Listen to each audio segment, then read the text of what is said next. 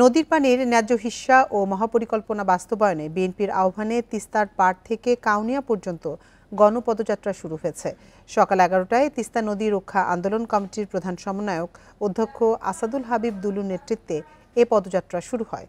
পদযাত্রাটি রংপুরে কাউনিয়া হয়ে আবার লালমনিরহাটের তিস্তার পাড়ি দিয়ে শেষ হবে। পদযাত্রা শেষে নদীতে নেমে প্লাকার্ড প্রদর্শন করবেন আন্দোলনকারীরা। এছাড়াও 5 জেলার 11টি পয়েন্টে দিনভর সাংস্কৃতিক কর্মকাণ্ড চলমান রয়েছে। বিকেলে নাটিকা শেষে সন্ধ্যায় বিএনপির ভারপ্রাপ্ত চেয়ারম্যান তারেক রহমান ভার্চুয়ালি যুক্ত হয়ে বক্তব্য রাখবেন। তিস্তার পানির ন্যায্য হিস্যা ও নদী ভাঙন রোধে ঠেকাতে সংস্কারের জোর দাবি তুলেছেন আন্দোলনকারীরা।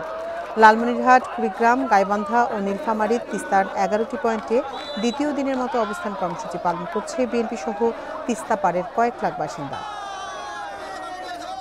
আরও যদি এটার দাবি পূরণ না হয় আমরা মনে হয় এই আন্দোলন চালিয়ে যাব। আমাদের এই আন্দোলনের যারা একীভূত হয়েছে, আমাদের সমস্ত কর্মীরা রাত জেগে তারা এখানে অবস্থান নিয়েছে। এ নিয়ে বিস্তারিত জানাতে রংপুর এবং নীলফামারী থেকে আমাদের সাথে যোগ দিচ্ছেন আমাদের সহকর্মীরা। শুরুতে যাচ্ছি রংপুরে, সেখানে আছেন আমাদের সহকর্মী নজরুল ইসলাম। নজরুল, বিএনপির কর্মসূচি তো চলছে, এখানে সাধারণ মানুষের অংশগ্রহণ কেমন দেখছেন এবং তাদের প্রতিক্রিয়া আসলে কি, আর আজকে সমাবেশে কি কি কার্যক্রম রয়েছে? দেখুন, আসলে সাধারণ মানুষের জন্য অংশগ্রহণের কথা বলে আপনি নিশ্চয়ই দেখতে পাচ্ছেন যে আমার পিছে কিন্তু তারা নদীতে অর্থাৎ 1 ফুট পানিতে নেমে কিন্তু তারা গোসল করছেন। তাদের দাবিটা হচ্ছে যে তিস্তার ন্যায্য হিস্যা যে পানি সেটি কিন্তু তারা পাচ্ছে না পাওয়ার কারণে চৌন্ন নদীর পানি এইভাবেই বিলীন হয়ে যাবে, সেটা কিন্তু তারা এই দাবি তারা তুলে ধরছেন। আপনি নিশ্চয়ই দেখছেন যে এখানে হাজার হাজার মানুষ কিন্তু তারা অর্থাৎ পানিতে নেমে গোসল করছেন। তারা পানি নেমে গোসল করার পরে কিন্তু তারা আন্দোলন চালিয়ে যাচ্ছেন। একটু আগে আমি দেখেছি যে এখানকার প্রধান সমন্বয়ক তিনিও কিন্তু এসে গোসল করে চলে গেছেন। আর একটা বিষয় জানিয়ে রাখি যে এই আন্দোলন কিন্তু তারা কঠোরভাবে দেওয়ার প্রতিশ্রুতি নিচ্ছেন এবং তারা প্রস্তুতি নিচ্ছেন। তারা কিন্তু অর্থাৎ আগামীকাল সকাল পর্যন্ত কিন্তু এই 48 ঘন্টা আন্দোলন থাকবে, সকাল 6টা পর্যন্ত। তারপরে তারা আবার ঘোষণা দেবেন, এটি আসলে বলছেন যিনি প্রধান সমন্বয়ক আসাদুল হাবিব দুলু। তবে এর আগে আমরা দেখেছি যে এখানকার যারা সাধারণ মানুষ রয়েছেন, হাজার হাজার মানুষ, তারা কিন্তু বিভিন্ন ছোট ছোট করে মিছিল নিয়ে এসে কিন্তু তারা এই সমাবেশে অংশগ্রহণ করছেন এবং এই নদীতে তারা নেমে তাদের যে চাওয়া পাওয়া সেটি কিন্তু করছেন এবং গোসল করছেন। আপনি নিশ্চয়ই দেখছেন যে এখানে ছোট ছোট বাচ্চা থেকে আরম্ভ করে বয়স্ক লোকরাও, নারী পুরুষ উভয়ে কিন্তু তারা গোসলের জন্য অর্থাৎ পানিতে নেমে তারা কিন্তু আন্দোলন করছেন, পানিতে নেমে তারা প্রতিবাদ করছেন। এই প্রতিবাদের মূল কারণটা হচ্ছে যে ভারত থেকে যে পানি ন্যায্য হিস্যা সেটি বরাবরের মতো তারা 48 বছর ধরে দাবি করে আসছেন। আরেকটা বিষয় জানিয়ে রাখি যে 15 বছর অর্থাৎ আওয়ামী লীগ সরকার ক্ষমতা থাকার পরেও কিন্তু এই আন্দোলন তারা অর্থাৎ দাবি তাদের মেনে নিতে পারেনি এবং দাবি পূরণ করতে পারেনি। আর মহাপরিকল্পনা বাস্তবায়নের জন্য যে সব প্রক্রিয়া সেটি কিন্তু করতে পারেনি এবং না করার কারণে আজকে বিএনপি এর একটি অঙ্গ সংগঠন দল সহ এবং বিভিন্ন সামাজিক সাংস্কৃতিক দলেরা তার লোকজন কিন্তু তারা মাঠে নেমে গেছেন। একদম নেমেই তাদের যে দাবি এটি পূরণ করতে আসছেন এবং বাসা বাড়ি থেকে সকাল থেকে তারা কিন্তু সেই আন্দোলনে যোগ দিয়েছেন। তবে পরবর্তী যে কর্মসূচি রয়েছে, আমরা যেটা জেনেছি যে বিএনপির ভারপ্রাপ্ত চেয়ারম্যান তারেক রহমান তিনি ভার্চুয়ালি অর্থাৎ লালমনিরহাটের তিস্তা ব্যারেজের নিচে যে অর্থাৎ অবস্থান যেখানে গতকাল অর্থাৎ মির্জা ফখরুল ইসলাম আলমগীর এসেছিলেন সেই জায়গাতেই ভার্চুয়ালি তিনি বক্তব্য রাখবেন এবং সেখানে হাজার হাজার মানুষের সমাবেশ হবে এবং সমাগম হবে, সেটি আসলে বলছেন এখানকার স্থানীয় জনপ্রতিনিধি যারা রয়েছেন, যারা জনগণের জন্য যারা আজকে কাজ করে যাচ্ছেন সেসব লোকগুলো।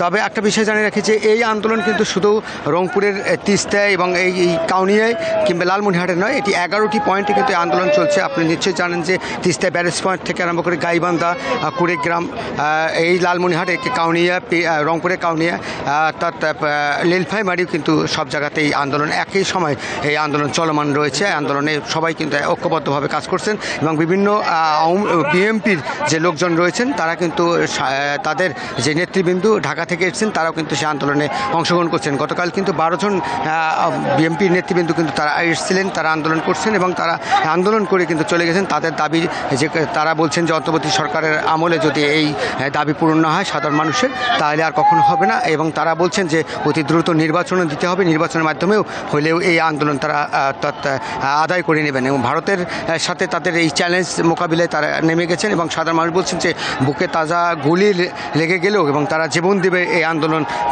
তাকে পিছু পাওয়া হবে না। এটা আসলে এই এলাকার মানুষের কিন্তু দাবি অনুযায়ী তারা বলছেন। তবে এখন পর্যন্ত আমরা যেটা দেখেছি যে বিভিন্ন মানুষ শিল্পীরা কিন্তু তারা কাজ করছেন এবং তারা গান গাচ্ছেন, গানের তালে তালে এই আন্দোলনের কথা বলে যাচ্ছেন। আমরা একটু আগে কিন্তু দেখেছি এখানে কতগুলো শিল্পী তারা এসছেন, তারা শিল্পী এসে কিন্তু তারা গানের ছন্দে ছন্দে তারা বলছেন। এখানে ভাওয়াইয়া শাড়ি বিভিন্ন ধরনের গান হচ্ছে এবং গানগুলো হতে দেখছি আমরা যে এই তিস্তা আন্দোলন নিয়ে কিন্তু তারা গান গাচ্ছেন। তবে আরেকটা বিষয় জানিয়ে রেখেছি যে এখানে কিন্তু আমরা দেখেছি যে শিক্ষার্থী যারা রয়েছেন তারাও কিন্তু এসছেন, তারাও কিন্তু আন্দোলনে নেমে গেছেন। এখানকার হাজার হাজার মানুষ কিন্তু নামছেন। তাদের দাবিটা হচ্ছে যে শুকনো মৌসুমে তারা পানি পাচ্ছে না, পানি না পাওয়ার কারণে তাদের যে জমির যে ফসল এবং আবাদ সুবাদ সেটি করতে পারছে না। হাজার হাজার হেক্টর জমি নষ্ট হয়ে যাচ্ছে এবং যখনই বেশি পানি হয় অর্থাৎ বন্যায় প্লাবিত হয় তখন মানুষের যে ঘরবাড়ি সেটি কিন্তু নষ্ট হয়ে যায় এবং ঘরবাড়িতে পানি। আপনি সাথেই থাকুন, আমরা একটু যেতে চাই নীলফামারীতে। সেখানে আছেন আমাদের সহকর্মী আরফিনুল ইসলাম। আরফিনুল, ডালিয়ার কর্মসূচিতে লোক সমাগম কেমন দেখছেন? এলাকার মানুষ আসলে কর্মসূচিতে এসে কি কি বলছেন তারা, আর কয়টা নাগাদ সেখানকার মূল আনুষ্ঠানিকতা শুরু হবে? আপনি যেমনটা বলছিলেন, আমরা যেমন শুনছিলাম, আমাদের রংপুরের প্রতিনিধি ভাই যেমন ছিল, এই 24 ঘন্টার 48 ঘন্টার যে 2 দিন ব্যাপী অবস্থান কর্মসূচি, এই কর্মসূচিতে আমি এমন এক জায়গায় অবস্থান করছি যেখানে তিস্তা ব্যারেজের পূর্ব দিকে লালমনিরহাট এবং পশ্চিম দিকে নীলফামারী জেলার 2টি পয়েন্টে অবস্থান কর্মসূচি চলছে। আমরা সকাল থেকে এখানে অবস্থান করছি। আমরা দেখতে পাচ্ছি যে তিস্তা ব্যারেজের উপর দিয়ে বিভিন্ন নেতাকর্মীরা ছোট ছোট পদযাত্রা নিয়ে অগ্রসর হচ্ছে এবং তারা এই একটি দাবি সবার মুখে মুখে ভেসে আসছে যে জাগো বাহে তিস্তা বাঁচাই। আমি ঠিক এই মুহূর্তে রয়েছি তিস্তা ব্যারেজের পূর্ব দিকে যে একটি হোলিপ্যাড রয়েছে, এই হোলিপ্যাডে টিমলা অঞ্চলের মানুষরা, নীলফামারী জেলার নেতাকর্মীরা এই মুহূর্তে আনুষ্ঠানিকভাবে ঠিক দুপুর 2টার সময় আলোচনা সভা শুরু করেছেন। তারা আমাদেরকে জানিয়েছেন যে এখন স্থানীয় নেতৃবৃন্দ বক্তব্য রাখছেন এবং 4টার দিকে এই বিএনপির কেন্দ্রীয় নেতা বাবু গায়েশ্বর রায় এখানে এসে বক্তব্য রাখার কথা রয়েছে এবং সন্ধ্যা নাগাদ বিএনপির যে ভাইস চেয়ারম্যান জনাব তারেক রহমান রয়েছেন তিনি ভার্চুয়ালি যুক্ত হয়ে বক্তব্য রাখবেন। তো এই যে স্থানীয় নেতারা যে বক্তব্য রাখছেন তাদের সবার বক্তব্যের মধ্যে এই একটি কথাই ফুটে আসছে যে কোনো মূল্যেই হোক এই আন্দোলনকে কোনোভাবেই ব্যর্থ হতে দেওয়া যাবে না। আজকে এই আন্দোলন বিএনপি নেতারা বলছে যে এটা শুধু বিএনপির আন্দোলন নয়, বরং এটা তিস্তা পাড়ের লাখো কোটি মানুষের আন্দোলন। এই তিস্তা পাড়ের যে কৃষকরা রয়েছে যাদের জীবন ও জীবিকা এই তিস্তা নদীকে কেন্দ্র করে হয়, তারাও আজকে এখানে এসে অংশগ্রহণ করছে এবং আমরা লক্ষ্য করছি বিভিন্ন স্কুল কলেজের শিক্ষার্থীরাও দলে দলে মিছিল নিয়ে আসছে এবং তারাও বলছে জীবন দিয়ে হলেও তারা এই তিস্তা মহাপরিকল্পনা বাস্তবায়ন করতে চায়। সাধারণ মানুষ বলছে যে এবার যেহেতু বাংলাদেশের বড় একটা রাজনৈতিক দল এই আন্দোলনে ডাক দিয়েছে, তাই এই আন্দোলন ব্যর্থ হওয়ার কোনো সুযোগ নাই। তারা আশা করছে যে সামনে নির্বাচনে যদি বিএনপি কোনো ক্ষমতায় আসে তাহলে অবশ্যই এই আন্দোলন বাস্তবায়ন হবে এবং এই যে 2 দিনের কর্মসূচি, এই কর্মসূচি থেকে যদি তিস্তা মহাপরিকল্পনা বাস্তবায়ন কোনো উদ্যোগ গ্রহণ করা না হয় তাহলে আরো কঠোর আন্দোলনের দিকে যাবে। তাদের একটাই কথা, যে কোনো মূল্যেই হোক তারা তিস্তা মহাপরিকল্পনার বাস্তবায়ন দেখতে চায়। আমরা এই মুহূর্তে দেখতে পাচ্ছি যে ছোট ছোট মিছিল। আরফিনুল, আপনি আরো তথ্য সংগ্রহ করুন, আমরা পরবর্তীতে আবার আপনার সাথে যোগাযোগ করব। রংপুর এবং নীলফামারী থেকে জানাচ্ছিলেন আমাদের সহকর্মীরা। জুলাই গণ অভ্যুত্থানের পরের বাস্তবতা মেনে নিয়ে ঢাকা দিল্লি সম্পর্ক এগিয়ে নিতে ভারতের প্রতি আহ্বান জানিয়েছেন পররাষ্ট্র উপদেষ্টা মোহাম্মদ তৌহিদ হোসেন। সোমবার ভারতের সংবাদ মাধ্যমে দেয়া এক সাক্ষাৎকারে ভারত বাংলাদেশ সম্পর্ক কোনো নির্দিষ্ট সরকার কেন্দ্রিক হওয়া উচিত নয় বলেও মন্তব্য করেন তিনি। দ্বিপাক্ষিক সম্পর্কে সৃষ্টি হওয়া অনিশ্চয়তা নিরসনে জোর দিয়ে উপদেষ্টা বলেন, উভয় পক্ষ সেটা থেকে বেরিয়ে আসুক, একে অপরের দাবিগুলো শুনুক এবং সম্পর্ক উন্নয়নের মাধ্যমে এগিয়ে যাক, এমনটিই চায় বাংলাদেশ সরকার। ওমানের রাজধানী মাস্কাটে সোমবারের সাক্ষাৎকারে এক প্রশ্নের জবাবে তৌহিদ হোসেন বলেন, বাংলাদেশে বসবাসকারী হিন্দু ও অন্যান্য সংখ্যালঘু সম্প্রদায় মুসলিমদের মতোই সমান অধিকার ও সুরক্ষা পায়। 5 আগস্টের পরে ভারতীয় মিডিয়ায় সংখ্যালঘু নির্যাতন নিয়ে উন্মাদনা সৃষ্টি করা হয়, যার বেশিরভাগই মিথ্যার উপর ভিত্তি করে। এই বিষয়ে জাতিসংঘের অনুসন্ধান প্রতিবেদন পড়ার অনুরোধ করেন উপদেষ্টা। সাক্ষাৎকারে ভারত থেকে শেখ হাসিনার বক্তব্য বিবৃতি দেওয়া, সীমান্ত হত্যা, জেলেদের সঙ্গে দুর্ব্যবহার এবং আদানির বিদ্যুৎ প্রকল্পের বিষয়েও কথা বলেন তৌহিদ হোসেন।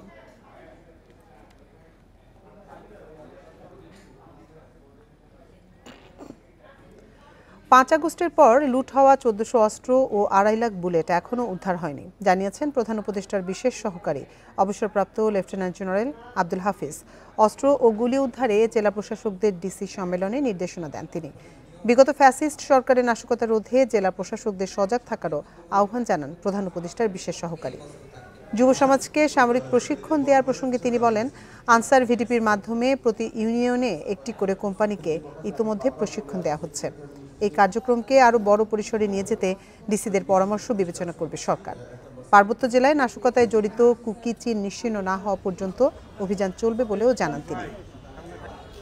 5 আগস্ট পরবর্তী সময়ে লুট হয়ে গেছিল, তার মধ্যে 1400 অস্ত্র উদ্ধার হয়নি, 2.5 লক্ষ বিভিন্ন বোরের গুলি এখনো উদ্ধার হয়নি।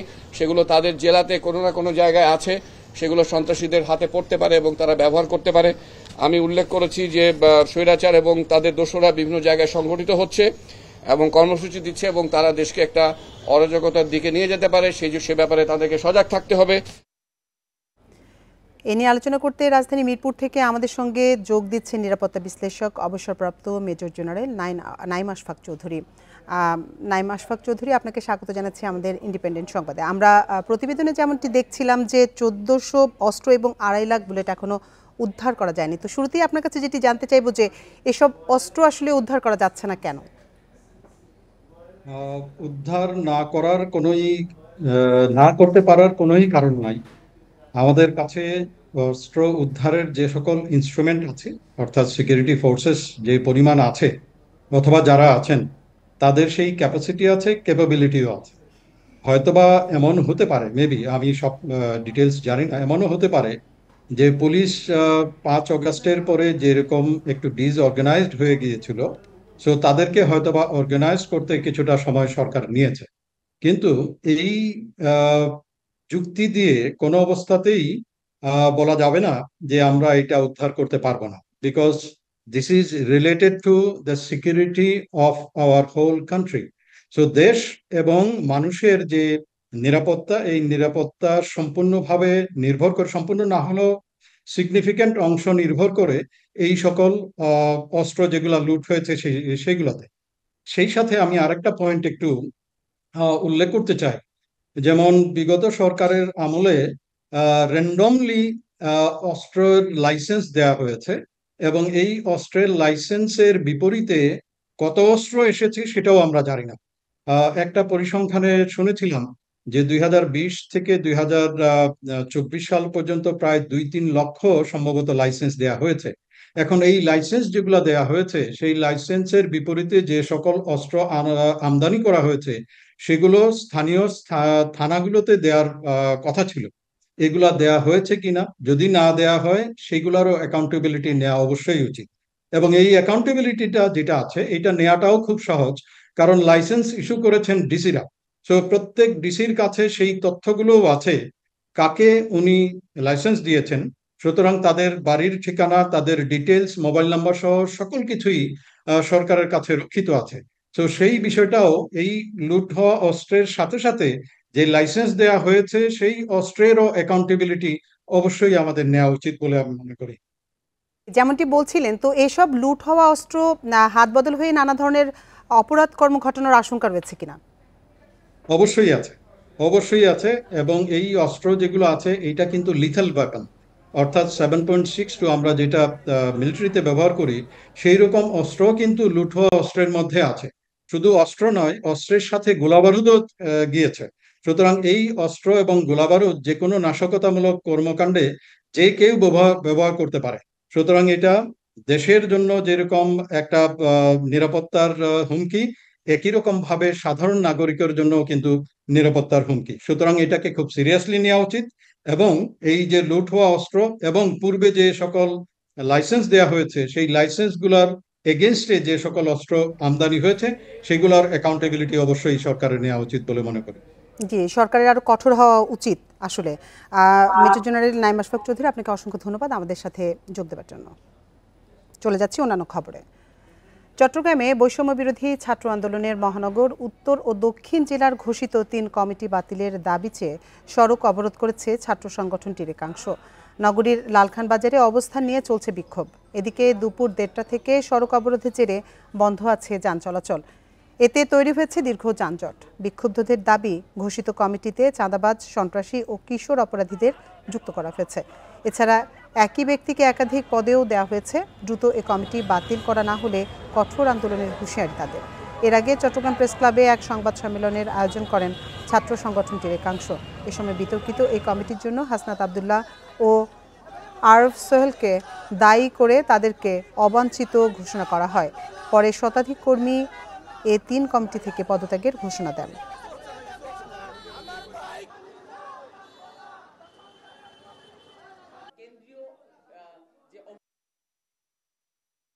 প্রকাশিত চট্টগ্রাম মহানগর উত্তর ও দক্ষিণ জেলার কমিটি বাতিল করতে হবে। মূল আন্দোলনকারীদের নিয়ে আলাপ আলোচনার ভিত্তিতে অন্তর্বর্তীমূলক কমিটি গঠন করতে হবে। 2. আগামী 3 দিনের মধ্যে কমিটি গঠনের পূর্বে অভিযুক্ত সকল ব্যক্তির বিরুদ্ধে তদন্ত প্রতিবেদন জনসমক্ষে প্রকাশ করতে হবে। এ নিয়ে আরো জানাতে চট্টগ্রাম থেকে আমাদের সাথে যোগ দিচ্ছেন সহকর্মী আব্দুল্লাহ রাকিব। রাকিব, তারা যে এই যে সড়কে অবস্থান নিয়ে বিক্ষোভ করছে, সেখান থেকে তারা কি কি দাবি তুলে ধরেছেন এবং সড়কের পরিস্থিতি এই মুহূর্তে কেমন দেখছেন?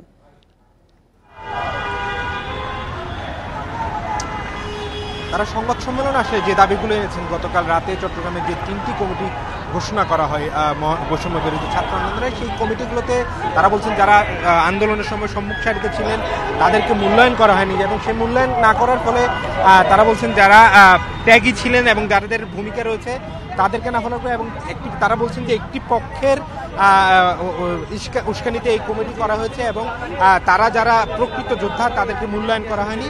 এবং তারা আরেকটি অভিযোগ এনেছেন, বলছেন এই কমিটিতে ঘোষিত কমিটিগুলোতে ছাত্রলীগকে পুনর্বাসন করা হয়েছে এবং ছাত্রলীগকে পুনর্বাসন করার মধ্যে দিয়ে ছাত্রলীগকে একটি সুযোগ করে দেওয়া হচ্ছে মাঠে পরিস্থিতি ঘোলাটা করার জন্য। এবং তারা আরও বলছেন যে এই কমিটি যে যারা ঘোষণা করেছেন, অর্থাৎ যেহেতু বৈষম্য বিরোধী ছাত্র আন্দোলনের সাথে হাসনাত আবদুল্লাহর জড়িত, এবং তারা বলছেন তারা এই কমিটির জন্য দায়ী থাকবেন। আমরা দেখেছি সংবাদ সম্মেলনের পরপরই তারা জামাল খান থেকে একটি মিছিল নিয়ে এই লালখান বাজার প্রধান সড়কে এসে মোড়ে এসে তারা জড়ো হয় এবং প্রধান সড়কে বসে পড়ে তারা বিক্ষোভ করতে থাকে। এবং এটি চট্টগ্রাম নগরীর অত্যন্ত গুরুত্বপূর্ণ এবং ব্যস্ততম একটি সড়ক বলা চলে। শহরের মূল যানবাহন এই সড়কটি ধীরেই চলাফেরা করে, এবং তারা এই অবরোধের ফলে আমরা দেখছি দীর্ঘ যানজট তৈরি হচ্ছে। বিশেষ করে বদ্দারহাট জিসি থেকে শুরু করে আগ্রাবাদমুখী যে সড়ক আছে সেই সড়কে থাকা প্রত্যেকটি গাড়ি আসলে দীর্ঘ যানজটে পড়েছে। বলা চলে 2 থেকে 3 কিলোমিটার দীর্ঘ যানজট তৈরি হয়েছে।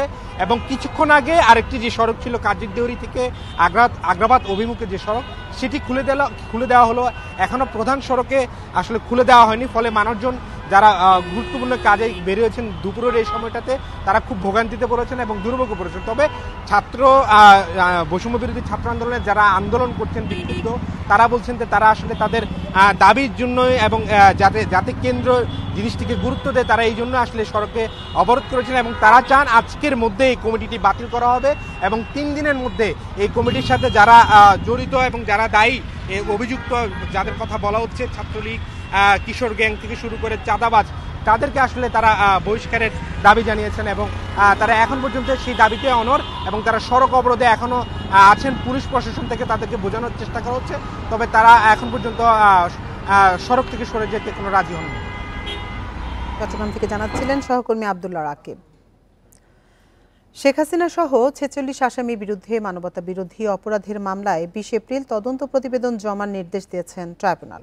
মঙ্গলবার চিফ প্রসিকিউটর আন্তর্জাতিক অপরাধ ট্রাইব্যুনালকে জানান, আসামিদের বিরুদ্ধে তদন্ত কাজ প্রায় শেষ, এর সাথে জাতিসংঘের প্রতিবেদন যুক্ত করে দাখিল করা হবে। এর আগে সাবেক 12 মন্ত্রীসহ 16 আসামিকে শুনানির জন্য ট্রাইব্যুনালে হাজির করা হয়। আদালত শুনানিতে অসম্পূর্ণ ও ত্রুটিপূর্ণ তদন্ত প্রতিবেদন দাখিল না করার নির্দেশনা দিয়ে 20 এপ্রিল প্রতিবেদন জমার তারিখ ধার্য করেন। ওই দিন এই 16 আসামিসহ ঢাকার সাবেক এমপি সোলাইমান সেলিমকেও হাজির করা হবে। শুনানিকালে আসামি পক্ষের আইনজীবী জেডাই খান পান্না বিচারকদের মাই লর্ড সম্বোধনের বদলে বিকল্প শব্দ ব্যবহারের অনুমতি চান। আবেদন মঞ্জুর করে ট্রাইব্যুনালের chairman Golam Mortuza Majumdar my lord সম্বোধনকে ঔপনিবেশিক শব্দ বলে মন্তব্য করেন। পরে চিফ প্রসিকিউটর সাংবাদিকদের জানান, আন্দোলন দমাতে হত্যার নির্দেশ সহ বিভিন্ন আসামির কল রেকর্ড প্রসিকিউশনের হাতে এসেছে।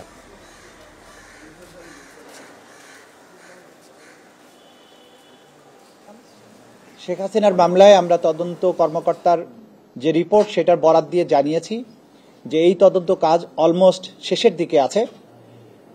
শেষের দিকে আসার পরে জাতিসংঘের যে রিপোর্টটা প্রকাশিত হয়েছে, জাতিসংঘ গত জুলাই আগস্টে বাংলাদেশে সংগঠিত যে মানবতা বিরোধী অপরাধ সেটার ব্যাপারে বিস্তারিত তদন্তপূর্বক তারা একটা রিপোর্ট প্রকাশ করেছেন। যে মানবতা বিরোধী অপরাধটা হয়েছে সেটা ছিল ওয়াইড স্প্রেড এবং সিস্টেম্যাটিক। এ নিয়ে বিস্তারিত জানাতে আমাদের সাথে যোগ দিচ্ছেন সহকর্মী জাহিদুল বাশার। চিফ প্রসিকিউটর তাজুল ইসলাম যে বক্তব্য দিয়েছেন, তিনি কি জানিয়েছেন আমাদের বিস্তারিত জানাবেন। ধন্যবাদ আতিফ আপনাকে। দেখুন, চিফ প্রসিকিউটর তাজুল ইসলাম তিনি যে ব্রিফিং করেছেন তার খানিকটা দর্শকরা শুনতে পাচ্ছিল।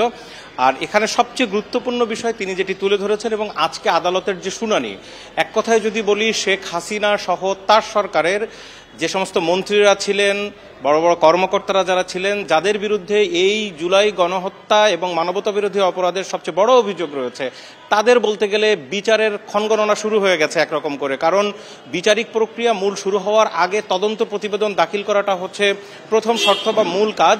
আজকে কিন্তু চিফ প্রসিকিউটর তিনি কিন্তু জানিয়ে দিয়েছেন কিছুক্ষণ আগে যে ব্রিফিং করেছেন সেখানে, এবং ট্রাইব্যুনালেও তিনি বলেছেন শুনানিতে যে এরই মধ্যে শেখ হাসিনা সহ প্রথম যে দুটি মামলা, একটিতে শেখ হাসিনা একা আসামি এবং আরেকটিতে ওবায়দুল কাদের সহ ৪৫ জন আসামি। তো আজকে যে আসামিদেরকে হাজির করা হয়েছিল ১৬ জন, তারা কিন্তু এই ৪৫ জনের মধ্যে, অর্থাৎ ওই ৪৫ জন হল শেখ হাসিনা। মোট ৪৬ জন গুরুত্বপূর্ণ আসামির তদন্ত প্রক্রিয়া প্রায় শেষ। আজকে ট্রাইব্যুনালে চিফ প্রসিকিউটর বলেছেন যে তারা আগামী ১ মাসের ভিতরে জমা দিতে পারবেন, তেমনটা তারা আশা করছেন। এবং এই সময়টুকু তারা নিচ্ছেন এই জন্য, তার কারণ হচ্ছে আপনি জানেন যে এরই মধ্যে জাতিসংঘ থেকে যেই মানবাধিকার লঙ্ঘনের যে প্রতিবেদন জমা দেওয়া হয়েছে সেখানেও কিন্তু শেখ হাসিনার নির্দেশে এই যে জুলাই গণহত্যা, মানবতা বিরোধী অপরাধ সহ যা যা ঘটেছে সেই বিষয়গুলো এই প্রতিবেদনে এসেছে। সুতরাং এই যে রিপোর্ট, সেই রিপোর্টে, এই তদন্ত রিপোর্টের সাথে জাতিসংঘের যে রিপোর্ট, সেই রিপোর্টটি যুক্ত করেই তারা জমা দিতে চান। আর মূল প্রক্রিয়া হলো তদন্ত রিপোর্ট জমা দেওয়ার পরেই কিন্তু আসামিদের বিরুদ্ধে চার্জ গঠনের যেই প্রক্রিয়া সেটি শুরু হয়ে যাবে। এরপরে সাক্ষীদের আনা হবে, রাষ্ট্রপক্ষ, আসামিপক্ষ, তাদের ভিতরে যুক্তিতর্ক, এই সব মিলে আসলে মূল বিচারিক প্রক্রিয়া শুরু হয়ে যাবে এবং তার পরবর্তীতে যে রায়। এই সূত্র ধরে যদি একটু মনে করিয়ে দিই, যদিও ট্রাইব্যুনাল এই নিয়ে খানিকটা উষ্মা প্রকাশ করেছেন, কিন্তু আমরা যেটি দেখেছি যে এখান থেকে কয়েকদিন আগে সরকারের একজন উপদেষ্টা, আইন উপদেষ্টা আসিফ নজরুল, তিনি কিন্তু একটু আশা প্রকাশ করেছিলেন যে আগামী অক্টোবরের মধ্যে কয়েকটি মামলার বা কয়েকজনের গুরুত্বপূর্ণ কয়েকজনের রায় কিন্তু হয়ে যেতে পারে বা বিচারের পূর্ণাঙ্গ রূপ তারা দেখতে পারেন। এটি যে তিনি একেবারে অমূলক বলেছেন তাও কিন্তু নয়, কারণ তিনি সেই সময় যে টাইম ফ্রেমটি হিসাব করেছিলেন যে এই সময়ের ভিতরে, অর্থাৎ এই ফেব্রুয়ারির মধ্যে যদি তদন্ত প্রতিবেদন শেষ হয়ে যায় তাহলে তারপরে আসামি পক্ষের প্রস্তুতির জন্য ৩ সপ্তাহ সময় দিতে হয় ডিফেন্সের জন্য, তার পরবর্তীতে মূল বিচারিক প্রক্রিয়া শুরু হয়ে ৪-৫ মাসের মধ্যে রায় চলে আসে। তো আজকে চিফ প্রসিকিউটর যে ধারণাটি আমাদের দিয়েছেন যে আগামী মাসখানেকের ভিতরে শেখ হাসিনা সহ গুরুত্বপূর্ণ আসামিদের তদন্ত প্রক্রিয়া শেষে তারা প্রতিবেদন দাখিল করে দিবেন। সুতরাং সেটি যদি হয়, বিচারিক প্রক্রিয়া শেষ করে ওই অক্টোবর-নভেম্বরের মধ্যেই কিন্তু একটি বিচারের পূর্ণাঙ্গ রূপ বা রায়ের দিকে যেতে পারে, সেটি আশা করাই যায়।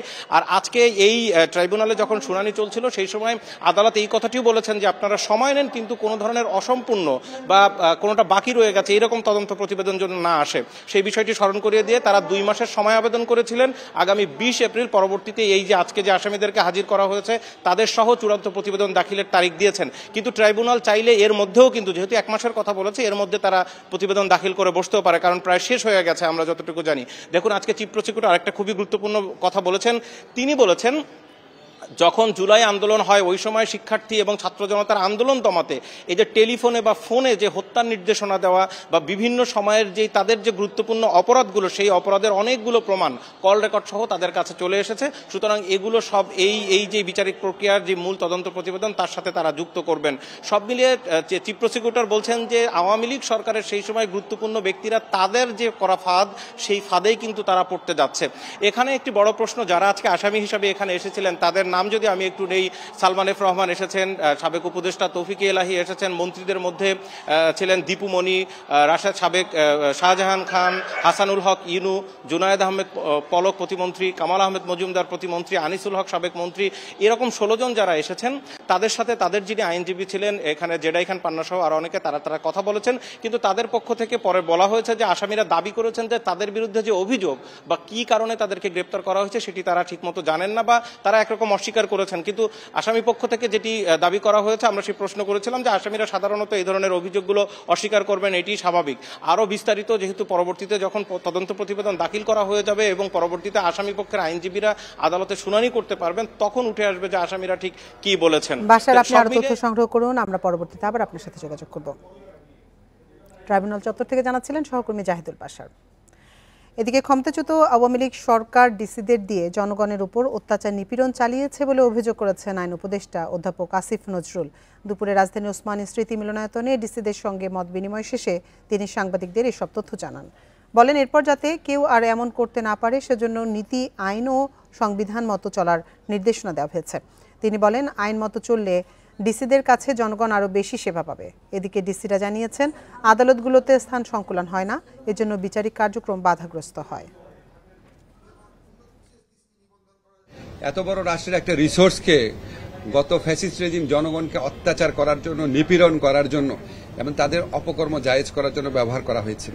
তো আমার ওনাদের সাথে ইন্টারাকশন সে শুধু মনে হয় যে এটাকে আমরা যদি পজিটিভলি কাজে লাগাই, জনগণের সেবা করার জন্য, দেশের আইন শৃঙ্খলা পরিস্থিতি রক্ষা করার জন্য, ভূমি ব্যবস্থাপনার জন্য, স্বাস্থ্য শিক্ষা সেবা প্রদান করার জন্য ওই ক্যাপাবিলিটি ওনাদের আছে, কিন্তু ওই রাজনৈতিক দিক। আওয়ামী লীগের কোনো নেতাকর্মী যদি গণহত্যায় জড়িত না থাকে তাদের স্থানীয় নির্বাচনে অংশগ্রহণে বাধা নেই বলে জানিয়েছেন স্থানীয় সরকার, পল্লী উন্নয়ন ও সমবায় উপদেষ্টা আসিফ মাহমুদ সজীব ভূঁইয়া। বলেন, জাতীয় সংসদ নির্বাচনের আগে স্থানীয় সরকার নির্বাচন হওয়া উচিত। এক্ষেত্রে গণহত্যায় জড়িত না থাকলে তাদের ক্ষমা চাইতে হবে। দুপুরে রাজধানীর ওসমানী স্মৃতি মিলনায়তনে ডিসিদের সঙ্গে মত বিনিময় শেষে সাংবাদিকদের এসব তথ্য জানান তিনি। মাননীয় উপদেষ্টা নাহিদ ইসলাম বলেছেন যে যারা আওয়ামী লীগ করেছে কিন্তু কোনো প্রকার অন্যায় এবং গণহত্যা কিংবা অপরাধের সাথে যুক্ত নয়, তারা ক্ষমা চেয়ে আবার মেইন স্ট্রিমে স্বাভাবিক অবস্থায় ফিরে আসতে পারে এবং সেই জায়গা থেকে কেউ যদি নির্বাচন করে তাতেও কোনো বাধা নেই। কিন্তু কেউ যদি কনভিক্টেড থাকে, এই গণহত্যার সাথে জড়িত থাকে, তাহলে তাকে কোনোভাবেই নির্বাচনে আসতে দেয়। জাতিকে উদ্ধারের প্রকল্প অনেক বড়, তাই শুধু নির্বাচন আর সংস্কারেই সরকারের কাজ শেষ হবে না। নতুন রাষ্ট্র গঠনের চেষ্টায় সরকার। মঙ্গলবার সকালে রাজধানীর পিআইবিতে তারুণ্যের উৎসব 2025-এর উদ্বোধনী অনুষ্ঠানে এসব কথা বলেন উপদেষ্টা মাহফুজ আলম। এ সময় প্রধান উপদেষ্টার প্রেস সচিব বলেন, কোনো দল নাই, তরুণরাই স্বৈরাচার হাসিনার পতন ঘটিয়েছে। মঙ্গলবার সকালে তারুণ্যের উৎসব 2025-এর উদ্বোধনীতে যোগ দেন উপদেষ্টা মাহফুজ আলম। এতে তুলে ধরা হয় জুলাই আগস্টের আন্দোলনে তরুণদের অবদান। এ সময় মাহফুজ বলেন, গুম আয়নাঘরের শুরু শেখ মুজিবের শাসনামলে। একনায়তন্ত্র বাস্তবায়নের কাজ করেন শেখ হাসিনা। 1.5 দশক ধরে অত্যাচার নিপীড়নের তথ্য সংরক্ষণ ও মানুষের মাঝে তুলে ধরার তাগিদ দেন মাহফুজ। জানান, শুধু নির্বাচন আর সংস্কারই সীমাবদ্ধ থাকবে না সরকার। উনি শুধু বাংলাদেশের রাষ্ট্রযন্ত্র, প্রশাসন যন্ত্র অথবা এই যে রাষ্ট্রের প্রতিষ্ঠানকে ধ্বংস করেন, উনি বাংলাদেশের জনগণ, ব্যক্তি মানুষকে পর্যন্ত দূষিত করে রেখে গেছেন, করাপ্টেড করে রেখে গেছেন, কন্টামিনেটেড করে রেখে গেছেন। ফলত এই জাতিকে উদ্ধারের প্রকল্প একটা বড় সড়ো প্রকল্প, এটা শুধু নির্বাচন সংস্কার বা কয়েকটা প্রতিষ্ঠানের সংস্কার দিয়ে হবে না। অনুষ্ঠানে প্রধান উপদেষ্টার প্রেস সচিব বলেন, দেশের বড় রাজনৈতিক দলগুলো আপ্রাণ চেষ্টা করেও শেখ হাসিনার স্বৈরাচারী শাসনের পতন ঘটাতে পারেনি, কিন্তু তরুণরা তা করে দেখিয়েছে। আমরা ওয়েট করতে হলো কিছু নাহিদের জন্য, কিছু আসিফের জন্য, কিছু মাহফুজদের জন্য। তারা আমাদেরকে নেতৃত্ব দিবে। আমাদের যে অসিফাইড যে বুড়ো যে লিডারশিপ, সেটা পারে নাই এই হাসিনার মতো একটা ভয়ঙ্কর একটা ডিক্টেটরশিপকে কনফ্রন্ট করতে। আমরা অনেকবার চেষ্টা করেছি, আপনাদের মনে আছে, বারবার বড় বড় মিছিল হয়েছে নয়াপল্টনের সামনে। বৈষম্যহীন দেশ গঠনে তরুণদের উজ্জীবিত রাখার বিষয়ে গুরুত্ব দেওয়ার আহ্বান জানান প্রেস সচিব। রেজওয়ানুল হক, ইন্ডিপেন্ডেন্ট নিউজ, ঢাকা। বিনা দোষী হয়েছিলেন গুম, আয়নাঘরে সইতে হয়েছে নির্মম নির্যাতন, এরপর সাজানো হয় নাটক। সেখান থেকে নতুন মামলা, জেল খেটে জামিন মিললেও সেই মামলা এখনও ভোগাচ্ছে আয়নাঘরের ভুক্তভোগীদের। সেসব নির্যাতনের বিচারের পাশাপাশি এখন সেসব মামলা থেকেও রেহাই চান আয়নাঘরে ভুক্তভোগীরা। 2015 সালের 6 মার্চ দুই কর্মীর সঙ্গে দেখা করতে ধানমন্ডি 27 নম্বরের এই জায়গাটিতেই অপেক্ষা করছিলেন ছাত্রদলের তৎকালীন সাংগঠনিক সম্পাদক আনিসুর রহমান খোকন। পরে তাকে সেখান থেকে তুলে নেয় সিভিল পোশাকে থাকা র্যাবের 2 সদস্য। আটক হন অপর 2 কর্মীও।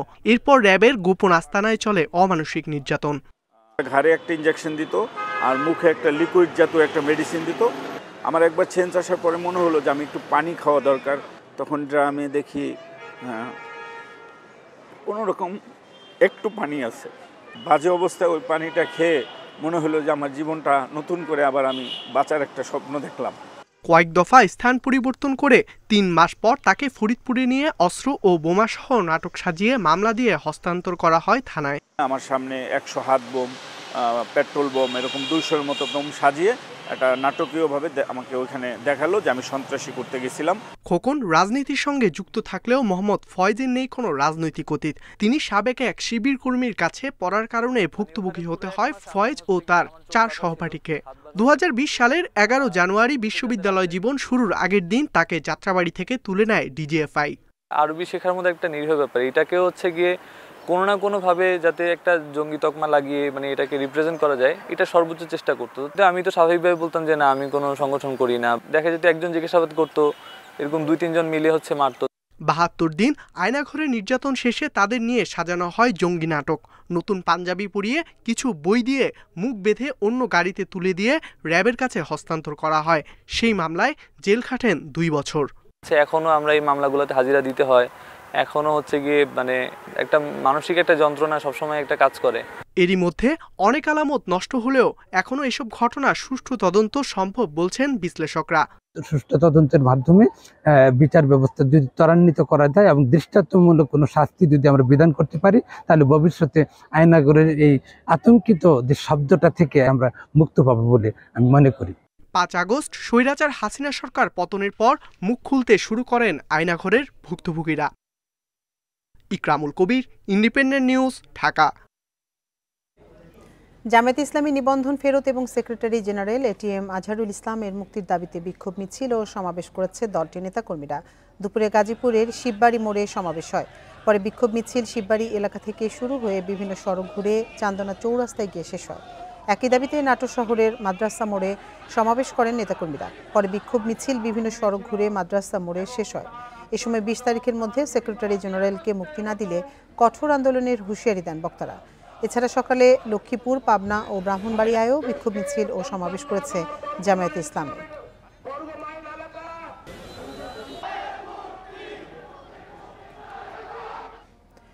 সাবেক স্বাস্থ্য সচিব জাহাঙ্গীর আলম বুলবুলকে গ্রেপ্তার করেছে ঢাকা মহানগর গোয়েন্দা পুলিশ। ভোররাতে রাজধানী থেকে তাকে গ্রেপ্তার করা হয় বলে জানিয়েছেন ডিবি প্রধান রেজাউল করিম মল্লিক।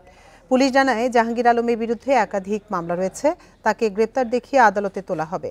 গত 20 আগস্ট স্বাস্থ্য সেবা মন্ত্রণালয় থেকে জাহাঙ্গীর আলমকে পরিকল্পনা কমিশনের সদস্য হিসেবে বদলি করা হয়।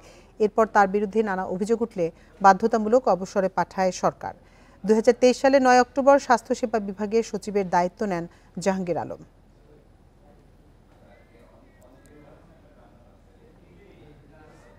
বান্দরবানের লামায় মুক্তিপণের দাবিতে অপহরণের 2 দিন পর 26 শ্রমিককে ছেড়ে দিয়েছে সন্ত্রাসীরা। গতরাত 3টার দিকে তাদের ছেড়ে দেওয়া হয়।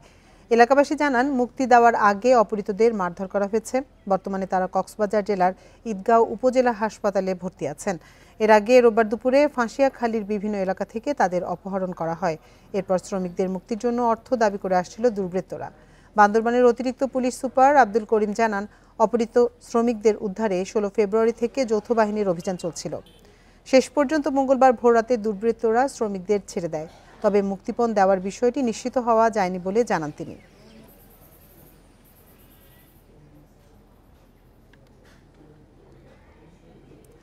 চট্টগ্রাম, রাজশাহী, বরিশাল সহ বিভিন্ন সিটিতে মশার উপদ্রবে অতিষ্ঠ নগরবাসী। অসুস্থ বয়স্ক এবং শিশুদের জন্য দিনের বেলায়ও টাঙাতে হচ্ছে মশারি। সিটি কর্পোরেশনের উদাসীনতা ও মশা নিধন কার্যক্রমে স্থবিরতাকে দুষছেন স্থানীয়রা। বর্ষা মৌসুমে ডেঙ্গুর প্রকোপ বেড়ে যাওয়ার আশঙ্কা তাদের। মশা নিধনের দ্রুত ব্যবস্থা নেওয়ার দাবি এসব জেলার বাসিন্দাদের। চট্টগ্রাম নগরীর চায়ের দোকান, রাস্তাঘাট, আবাসিক এলাকায় সন্ধ্যার পর মশার উৎপাতে অতিষ্ঠ লোকজন। কয়েল জ্বালিয়েও মিলছে না নিস্তার। স্থানীয়দের অভিযোগ, সিটি কর্পোরেশনের পক্ষ থেকে পর্যাপ্ত ওষুধ ছিটানো হচ্ছে না। আর যতক্ষণ প্রতিদিন মশার কল জ্বালাইতে হয়, না জ্বালাইলে ওই দিন আর থাকা যাবে না ঘরে। এদিকে মশা নিধনে আলাদা সেল গঠনের পাশাপাশি জনসচেতনতায় জোর দিচ্ছে নগর কর্তৃপক্ষ। শিগগিরই বড় পরিকল্পনার আশ্বাস মেয়রের। ওয়ার্ডে গিয়েও লিফলেট বিতরণ করছি গণসচেতনতা বৃদ্ধির জন্য, এবং আমরা অলরেডি একটা ডেঙ্গু ম্যানেজমেন্ট সেন্টার আমি করে দিয়েছি, আপনি জানেন, যেখানে NS1 অ্যান্টিজেন বিনামূল্যে আমরা সেটা টেস্টটা করে দিচ্ছি, এবং 10টি বেড আমরা সেখানে রেখেছি। ক্লিন সিটি খ্যাত রাজশাহীতেও মশার উপদ্রব কমছে না। 30টি ওয়ার্ডের অধিকাংশ কাউন্সিলর আত্মগোপনে থাকায় মশা নিধন কার্যক্রম স্থবির।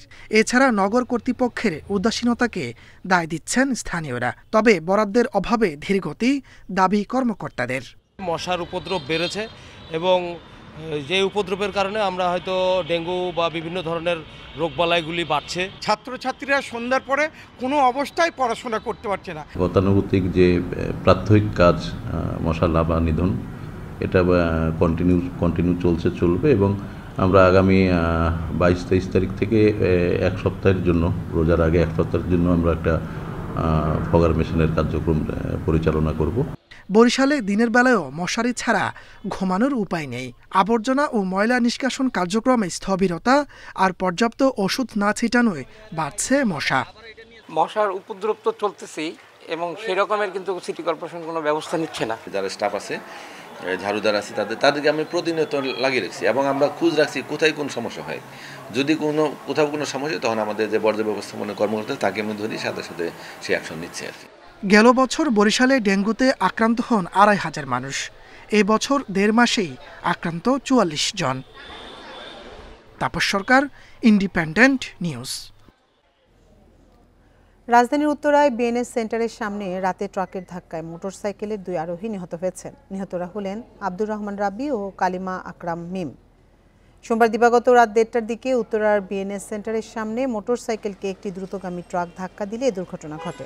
গুরুতর আহত অবস্থায় তাদেরকে ঢাকা মেডিকেল কলেজ হাসপাতালে জরুরি বিভাগে নেওয়া হলে চিকিৎসাধীন অবস্থায় রাত 3:30টার দিকে মিম ও সকাল 6:45টার দিকে রাব্বি মারা যায়। রাব্বি টঙ্গীর পশ্চিম রসুলবাগ আউচপাড়া এলাকার বাসিন্দা, আর মিম টঙ্গীর পূর্ব গোপালপুর এলাকায় থাকতেন।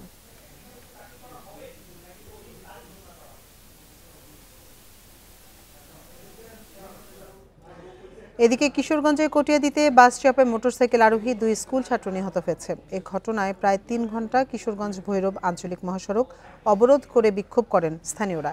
নিহত আলী আকবর ও জুনায়েদ মধ্যপাড়া উচ্চ বিদ্যালয়ের 8ম ও 6ষ্ঠ শ্রেণীর ছাত্র ছিল। স্থানীয়রা জানান, ক্রীড়া অনুষ্ঠানে যোগ দিতে মোটরসাইকেল বিদ্যালয়ে যাওয়ার পথে মধ্যপাড়া এলাকায় এলে একটি বাস তাদের চাপা দেয়। ঘটনার পর শিক্ষার্থী ও উত্তেজিত জনতা সড়ক অবরোধ করে। এ সময় বেশ কয়েকটি গাড়ি ভাঙচুর করা হয়। প্রায় 3 ঘন্টা পর প্রশাসনের আশ্বাসে সড়ক অবরোধ তুলে নেন বিক্ষুব্ধরা।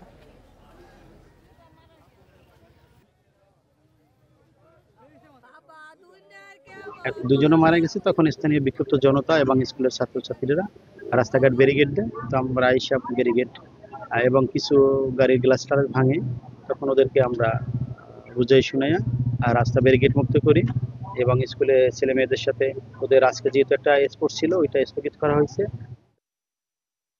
অপচয় রোধে ঈদ উপলক্ষে নতুন টাকার নোটেও থাকছে শেখ মুজিবুর রহমানের ছবি। আগামী 19 মার্চ থেকে 25 মার্চ পর্যন্ত মিলবে নতুন নোট।